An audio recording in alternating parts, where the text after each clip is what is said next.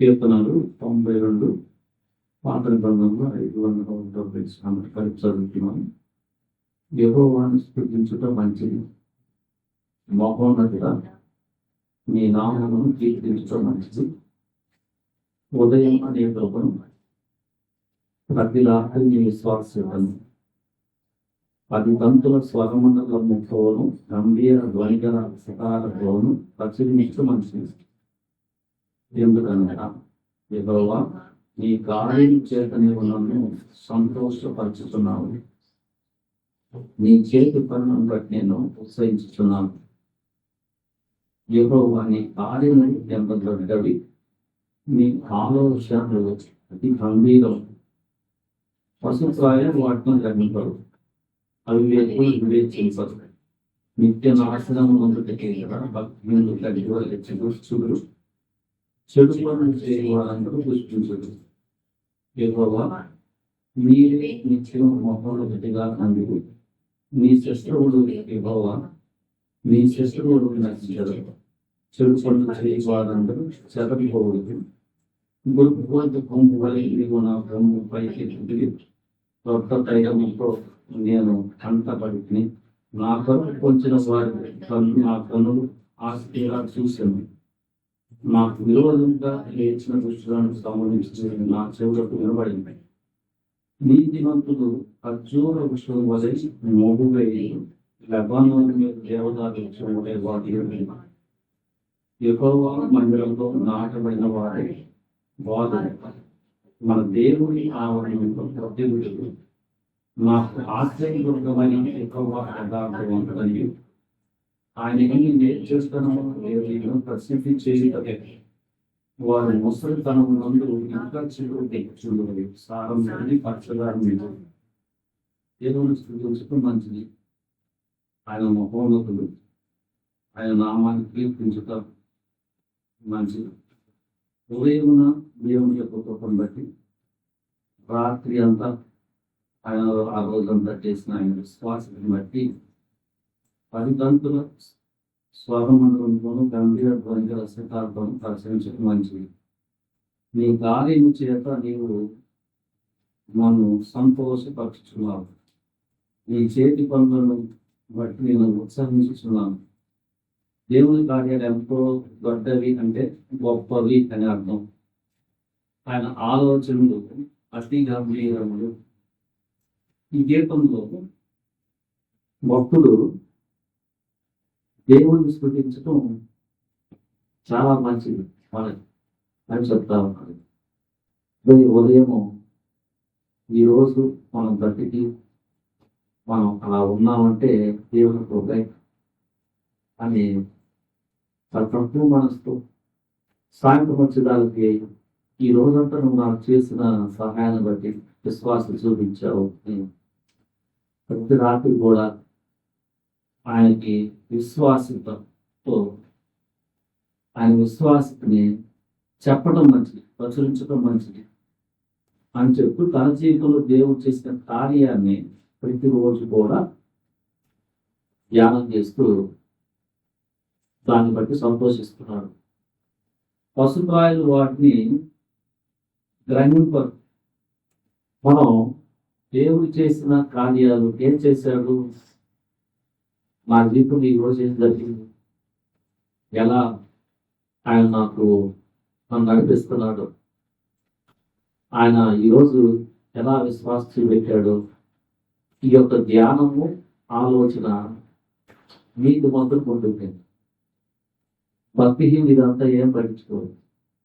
So మనం దేవుడు చేసిన కార్యాన్ని ఆలోచిస్తా ఉంటే చాలా మంచిది. వ్యక్తిగత విషయంలో ఆయన స్థుతిస్తూ ఉంటే మనకు చాలా మంచిది.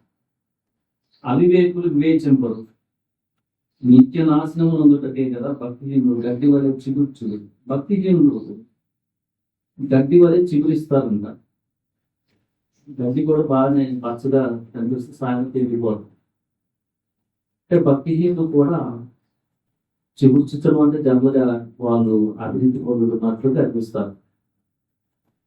మనకి అభివృద్ధి కట్టుకుంటున్నట్టు, బాగా శాలరీ వస్తున్నట్టు, చెప్పదు ధనాన్ని బట్టే కదా అభివృద్ధి పొందుతుందని ఆలోచించింది లోపం.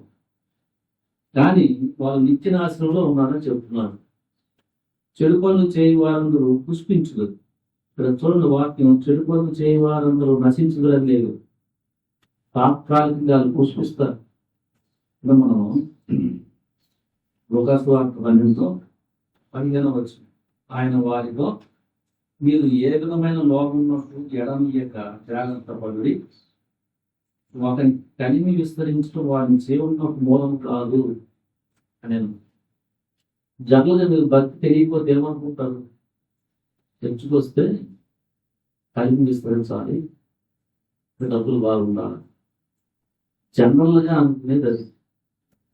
ఇది కొన్ని నెలలుగా సంవత్సరం నుంచి మీరు బాగా వింటున్నారు కాబట్టి అట్లీస్ట్ మీరు ఇప్పుడు కన్నా కలిమి విస్తరించటం కాదు మన జీవానికి మూలం అని చెప్తూ ఒక ప్యారబుల్ చెప్పారు యేసుప్రభువు. ఒక మనిషి ఉన్నాడు, మరియు ఆయన వారిని ఉపమానం చెప్పారు. ఒక ధనవంతునికి భూమి సమృద్ధిగా పడి, ధనవంతుడికి భూమి అసలు పంటలు ఏదని లేదు అక్కడ. ఏ పదం ఉంది అక్కడ? సమృద్ధిగా పడ్డది. మరియు ఆయన వారితో ఈ ఉపమానం చెప్పారు. ఒక ధనవంతుని భూమి సమృద్ధిగా పండెను.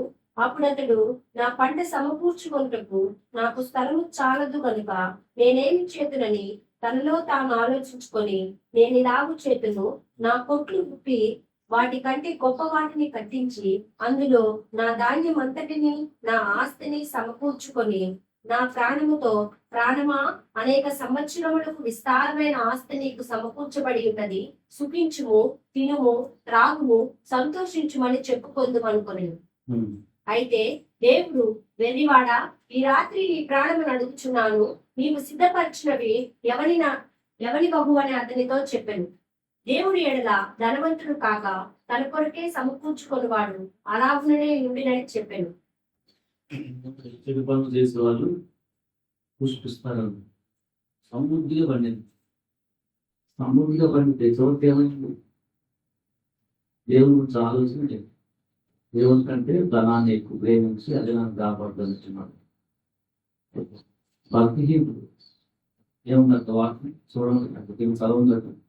భక్తిహీనులు గడ్డి వలె చిగుచ్చుదురు, చెడు పనులు చేయవారందరూ పుష్పించుదురు. జాగ్రత్తగా చూడాలి వాక్యం. చెడు పనులు చేయవారందరూ ఎండిపోతారని లేదా? భక్తిహీనులు ఏమనుంది అక్కడ? చిగుచ్చుదురు. చిగుచ్చుదురు అంటే చాలా మంచి మాట ఉంది. కానీ ఎంకరేజ్మెంట్ తాత్కాలికం. అది తాత్కాలికంగా జీవిస్తారు, పుష్పిస్తారు. ఆ తర్వాత చదవండి. చెడు పనులు చేయవారందరూ పుష్పించుదురు. యెహోవా నీవే నిత్యం మహోన్నతుడుగా ఉండును. ఈ శత్రువులు యెహోవా, ఈ శత్రువులు నశించలేదు. చెడు పనులు చేయవారందరూ చెడిపోవుదురు. ఈ చెదరిపోదు, కట్టరు. చెదరిపోవడం అంటే గాలి కొట్టినట్టు. కానీ ఒక సమయంలో ఎట్లా ఉన్నారు వాళ్ళు? అదే ఉన్నారు అనిపిస్తుంది. నీకు భక్తి అంటే కరెక్ట్గా తెలియాలి, ఫౌండేషన్ వేసుకోవాలి. తాత్కాలికమైన దాని గురించి ఆలోచించకుండా కాన్స్టెంట్ బ్లెస్సింగ్ గురించి ఆలోచించాలి. చాలా మంది కనపడతారు, చాలా మంది అట్లా అర్థం చేసుకునే దాంట్లో కనబడి వెళ్ళిపోతూ ఉంటారు. సో తర్వాత ఇక్కడ చెప్తున్నాడు, ఇతని జీవితంలో చాలా కష్టం ఉండొచ్చు. ఏంటి? ఇతని దేవుడు హెచ్చించాడని, గురుకు పోదు కొమ్మువలే నీవు నా కొమ్ము పైకెత్తి కొత్త తైలంతో నేను అంటబట్టుకుని అని చూస్తూ, నా కొరకు పొంచిన వారికి ఇతనికి ఎవరో శత్రువులు ఉన్నారు. ఆ స్థితికి నా కళ్ళారు చూచాను. అంటే వాళ్ళు ఇతనికి ఆన్ చేయాలనుకున్నారు కానీ ఏం చేయలేకపోయారు. ఇక్కడ 12లో నీతిమంతులు ఖర్జూర వృక్షము వలె మొగ్గు వేయదు. మంచి మాటలు. నీతిమంతులు. ఎవరు నీతిమంతులు? నీతిమంతులు ఎవరు? నీతిమంతులు అంటే ఏమని అర్థం చేసుకుంటాం? నీతిమంతులు అప్పుడు లేడు, ఎవరు ఎక్కువాడు అప్పుడు లేడు, అందరూ ఏకంగా పావు తప్పి పనికిమాలి వారు రోగులకు రాసిన పత్రికలు చెప్తూ అమ్మవారు యేసు క్రీస్తులో ఉచితంగా నీతిమంతులై తీర్చబడ్డారు చెప్తున్నాను.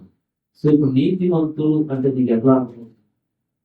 నీతిమంతులు అంటే తన యొక్క భావస్థితిని ఎరిగి క్రీస్తుని అంగీకరించి పశ్చాత్తాపడి ప్రభువును అంగీకరించి తర్వాత దేవుని వాక్య ప్రకారం నేను ఆత్మ సహాయంతో నడుస్తానికి ప్రయత్నం చేస్తాను. సింపుల్. ఏ పరిస్థితి అయితే దేవుని వాక్యం నేను చెప్పుకుంటూ దాన్ని బట్టి నీతిగా ఏ విషయంలో కష్టపడి ముందుకు వెళ్ళే విషయంలో దేవుని బట్టి అయినా దేవుని వాక్యం పెట్టాడు. ఆయన నా జీవితంలో పరిస్థితి అనిపిస్తాడు. నేను పడబట్టున్నా ఆయన నాకు సహాయం చేస్తాడు అనేవాళ్ళు నీతిమంతులు. సో నీతిమంతులు అనగానే మీకు జవాబు డబ్బులు బాగా ఇచ్చేవాళ్ళు అని కూడా ఇష్టపడతారు. మిగతా క్యారెక్టర్స్ చూస్తే వాళ్ళే చాలా డిఫరెంట్గా ఉంటాయి. అది కాదు, దేవుడు అందించిన పరిస్థితుల్లో వాక్య ప్రకారం ఎదుగుతూ నీతిగా జీవిస్తూ అఫ్కోర్స్ వీళ్ళు కూడా సహాయం చేస్తుంటారు. ఆశించటం స్వభావం మళ్ళా రిటర్న్ అలా ముందుకు వెళ్ళేవాళ్ళు, నీతిని జరిగించేవాళ్ళు, నడుచుకునేవాళ్ళు. ఖర్జూర వృక్షం వలె మోపువేయు. ఖర్జూర వృక్షం అంటే మనకి వాంతి ఖర్జూరం తింటా ఉంటుంది. అది మిడిల్ ఈస్ట్ లో ఎక్కువ పెరుగుతూ ఉంటాయి. అవి ఎడారిలో పెరుగుతున్నాయి అంట. ఎడారి అలాంటి పరిస్థితుల్లో కూడా దేవుడు లోపలికి వెళ్ళి చిగురించడం మొబైల్ ఫ్రూట్స్ చేస్తాను. అంటే నీతిమంతులకి కష్టం రాదని కాదు, అయినా కానీ ఆ కష్టంలోనే పూర్తిగా వెళ్ళి నువ్వు నిత్యం ఫలిస్తూ ఉంటావు. అంటే టఫెస్ట్ సిచ్యువేషన్స్ లో కూడా నీ ఫలము ఆగదు. ఖర్జూర వృక్షం నీళ్లు లేని చోట కూడా అది రూట్ వేరు భూమి లోపలికి వెళ్తూ ఫలాన్ని ఇస్తుంది. నీకు కూడా ఎలా ఉంటావంటే నీ జీవితంలో ఇబ్బంది కలిగిన చోట కూడా, అదే భక్తిహీనులు అయితే అలాంటి టైంలో చెదిరిపోతారు. తోటలు అసలు గాలి కొడితే ఆ తుఫాన్ లాంటి పరిస్థితులు అయిపోయింది. ముందా చేసినంత ఏమన్నా అయితే నీతిమంతుడు అడ్వర్స్ అంటే ప్రతికూలమైన పరిస్థితుల్లో కూడా రైచియస్నెస్ విడవకుండా దేవునికి అప్పజెప్పి వేరు తన్ని ఫలిస్తాడు. తర్వాత దాన్ని పోలుస్తూ ఆయన లెబనోను దేవరా వృక్షం వలె వారు ఎదుగుతారు. లెబనోన్ అంటే ఇప్పుడు యుద్ధం జరుగుతుంది. ఇజ్రాయెల్కి లెబనోన్, ఇజ్రాయెల్ పక్కనే ఉంటుంది. ఆ దేశంలో దేవదారు వృక్షాలు బాగా జరుగుతాయి. అవి చాలా హైట్ పాంచంతులుగా కూడా బాగా ఫలిస్తా ఉన్నాయి. అవి చాలా సంవత్సరాలు బతుకుతాయి అని. వాటికి ఉన్న లక్షణం ఏంటంటే స్మెల్ బాగా వస్తుంది, అంటే సువాసన. అందుకొని వాటికి పురుగు పట్టదంట. పురుగు ఆ వాసన చూస్తే దాన్ని నాశనం చేస్తానికి రాదని. అందుకొని అది బాగా ఎక్కువ కాలం బతుకుతే, ఎత్తుగా బతుకుతే, నీతిమంతుడు కూడా దుష్టుడు అనుకుండా ఏంది. అదే ఇప్పుడు భక్తిహీనుడు అనుకో, ఆ ఎదుగుతున్నట్టు సమృద్ధిగా పడింది అంతే. సడన్ గా ఒక పరిస్థితి వచ్చింది, ఏదైనా గొడవ వచ్చింది అనుకో, కనబడిపోతాడు, రాంగ్ రూట్ వెళ్తాడు, అయిపోతాడు. నీతిమంతుడైతే ఇక్కడ పోలికి చెప్తున్నాడు, దుష్టుడు ముట్టడు అంటే చెదులు ముట్టు అక్కడ చెప్తే స్మెల్ బాగా వస్తుంది. ఇక ముట్టకపోతే ఉంది ఫలము ఎదిగే తనము చేతులు బాగా స్థిరమైపోయి ఎదుగుతూ ఉంటాడు. ఇద్దరు ముసలితనం చదువునామా, వారి ముసలితనమందు ఇంకా చిగురు పెట్టుచుందరు, సాగు పెరిగి పచ్చగా యెహోవా మందిరంలో నాటబడిన వారై వారు మన దేవుని ఆవరణను వర్ధిల్లుతారు. మందిరంలో నాటబడటం అంటే ఫెయిత్‌లో వాళ్ళు స్టేబుల్ అయిపోతారు. పాటుగా స్థిరత్వంలో ఉంటారు. వర్ధిల్లటమే వాళ్ళు. క్రీస్తు యొక్క లక్షణాలు వాళ్ళు స్థిరమైపోతారు, వర్ధిల్లుతా ఉంటారు. సో ఈ గ్రహింపు లేకుండా ఇప్పుడు మందిరానికి వచ్చి ఈ వాక్యం విని ఈ వాక్యాన్ని అర్థం చేసుకునే దాంట్లో సరైన స్థిరత్వం లేకుండా వచ్చి వెళ్తా ఉంటే స్థిరత్వం లేకుండా వాళ్ళు కాదు. ఎందుకు వస్తున్నాం మందిరానికి? నువ్వు నిజంగా వర్ధిల్లాలంటే, నిజంగా వర్ధిల్లటం అంటే ఏంటి? ఫస్ట్ ధనమేనా? ఎప్పుడు వర్ధిల్లటం అంటే మనకు గుర్తొచ్చేది ఖచ్చితంగా నువ్వు ధనంలో కూడా వాక్య ప్రకారం వెళ్తే వర్ధిల్లుతాం, అది కూడా కుదురుతాయి. బట్ ఆ ప్రోగ్రెస్ చాలా స్టడీగా చలనంగా ఉంటుంది. బట్ అదొకటే నా వర్ధిల్లటం. దేవుని యొక్క లక్షణాలను క్రీస్తులో నువ్వు అలా స్థిర ఆ లక్షణాలు పెరుగుతూ ఉన్నాయి. అట్లా స్థిర వాళ్ళు బ్లెస్సింగ్గా ఉంటారు. వాళ్ళకి ప్రతికూలమైన పరిస్థితుల్లో కూడా ఇక్కడ చెప్తున్నారు ముసలితనము. మనందరూ కూడా ముసలితనం వస్తుంది, ఇంకా చిగురు పెట్టుచుండు. ముసలితనం అంటే ముసలితనంలో కూడా వాళ్ళు ఫలిస్తారు. ఇది ఎంత మాట? ఎప్పుడు నీ జీవితంలో ఏంటి నీది వచ్చే పరిస్థితి ఎలా ఉంటుంది? ఆ పరిస్థితిలో కూడా దేవుని యొక్క క్రీస్తులో నువ్వు స్థిరత్వంలో ఉండి ఖర్జూరు మొక్క అడ్వాన్స్ పరిస్థితిలో కూడా ఎట్లా మోపేస్తుందో, దుష్టులు మన జీవితంలోకి రాకుండా దేవుని వాక్యాన్ని బట్టి భద్రత మనం దానం కలిగి ఉండదు. ప్రభు యొక్క సహాయంతో మనము వీటన్నించి కూడా తగ్గించబడి మనం ఎలా ఉంటామంటే ఎంత వయసు అయినా కూడా మనం చిగురిస్తాము. రక్షించబడిన తర్వాత రక్షణలోకి రాని వాళ్ళు పుష్పిస్తూ ఉంటే, చూపిస్తూ ఉంటే నేను తడబాటు పడుతున్నావా? తడబాటు ఉండకూడదు. మనకి ఇలాంటి మాట 37వ కీర్తనలో కూడా 37వ కీర్తన 35 వచ్చిన చదవండి. 35, 36. భక్తిహీనుడు ఎంతో ప్రబలీనుట నేను చూచియుంటిని. అది మొలచిన చోటనే విస్తరించిన చెట్టు వలె వాడు వర్ధిల్లియుండును. ఇక్కడేముంది ఈ వచనంలో? మళ్ళా నిదానం. భక్తిహీనుడు ఎంతో ప్రబలీనుడు చూచాడు, ఎంతో దీనత్వమై అసలు లేనాడిగా ఉన్నాడు అని చూడాలి. ఫస్ట్ స్టార్టింగ్ లో ఎంతో ప్రబలీనుడు చూచాను, అది మొలచిన చోటనే విస్తరించిన చెట్టు వలె ఉన్నాడు. ఈ మాట చూడండి. సో ఈ పరిస్థితిలో ఉన్న భక్తిని నువ్వు చూసేవాడు. నేను దేవుని దగ్గర బాగున్నాడు, వాడే బెటర్ ఉన్నాడే అనే అపవాది నీకు ఆలోచన చేస్తాడు. నువ్వు సరిగా లేకపోతే చెరుపుకోవడం అయిపోయింది, లాగేస్తాడు. నీకు స్థిరత్వం కాదు, యెహోవా మందిరంలో నాటబడుతుంది కాదు అక్కడ జరిగేది, అయిపోయింది, లాగేస్తాడు. విత్తనాలు ముప్పాలు ప్రభు ఏం చెప్పారు? జాగ్రత్తగా అర్థం చేసుకున్న వారు ఫలించారు. 30, 60, 30. ఈ మధ్యలో వాళ్ళు ఏమయ్యారు? భక్తి అంటే సరిగా అర్థం లేకుండా భలేగుందే భలేగుంది అన్నాడు, అయిపోయింది అయిపోయింది. ఎవరు ఫలించారు చివరికి? పరిస్థితిని కూడా తట్టుకొని వాక్యం అంటే ఇది యోగ్యమైన రీతితో భక్తులు మనకు కనిపిస్తూ ఉంటారు. ఓరికి అట్లా ఆ ప్రాణం ఆ తెలుగు తాగు ఎంత పడింది. దేవుని వాక్యం చెప్తా ఉంటుందంటే అవన్నీ టెంపరీ. 36 వచ్చింది చదవండి. అయినను ఒకడు ఆ దారిని పోయి చూడగా వాడు లేకపోయేను. నేను వెతికి తిని గాని వాడు కనపడకపోయేను. ఇది ఎంత చదువు వ్యక్తి నాశనం ఉంటే కదా వాళ్ళు చూపించు.